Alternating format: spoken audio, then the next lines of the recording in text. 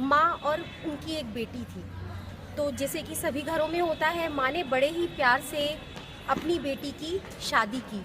बेटी को बहुत अच्छी अच्छी शिक्षा उन्होंने दी। बेटी अपनी ससुराल चली गई। लेकिन क्या हुआ कि अपनी माँ की अच्छी शिक्षाओं के बावजूद उसने अपनी ससुराल में अपना स्थान वो नहीं बना पाई। कुछ कारणों से उसके जो ससुराल वाले थे वो उसको एक्सेप्ट नहीं कर पाए। उसने और भी तरह से अपने आप को एग्जिस्ट करने की, अपने आप को स्टैंड करने की बहुत कोशिश की, लेकिन इन शॉर्ट मतलब अगर कम में कहें तो वो हर जगह क्या हुई, फेल होती चली गई। उसे कहीं से भी कोई आशा की किरण नज़र ही नहीं आती। अब वो बार बार अपनी माँ के पास आती और अपनी माँ से अपनी व्यथा सुनाने की कोशिश करती, लेकिन उसकी माँ ने कभी भी अपनी बेटी की बातों पर ध्यान नहीं दिया।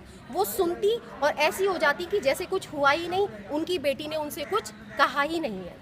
एक बार क्या हुआ कि वो जो थी बहुत ज़्यादा दुखी हुई और बार बार कहने लगी कि मैं आपसे कहती हूँ कि मेरी लाइफ में कुछ नहीं बचा है, कोई भी मेरा साथ नहीं देता, और आप तो मेरी माँ हैं, माँ होने के बाद भी आप तो मेरी बात पर ध्यान ही नहीं देती हैं। आपने हमेशा देखा है कि मैं कोई भी कदम उठाती हूँ हमेशा ठोकर मिलती है मुझे, आप मुझे कुछ बताती ही नहीं हैं और सारी परिस्थितियाँ मेरे प्रतिकूल होती चली जा रही हैं, और एक दिन ऐसा होगा इन परिस्थितियों से विवश होकर मैं अपनी जान दे दूँगी और आप बस कुछ मत कीजिएगा।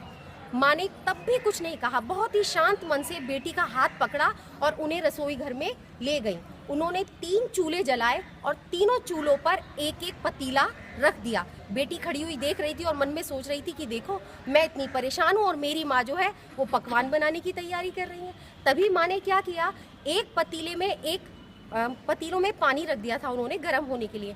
एक पतीले में उन्होंने अंडा डाल दिया, एक में गाजर डाल दी और एक में कुछ कॉफ़ी बीन्स, कॉफ़ी पाउडर डाल दिया और बोली देखो बेटी आधे घंटे बाद मैं आती हूँ, तुम इनका ध्यान रखना। बेटी को बहुत ही गुस्सा आया, लेकिन खैर वो कुछ नहीं बोली। आधे घंटे बाद माँ आई, बोली बेटा देखा ये सब क्या हुआ?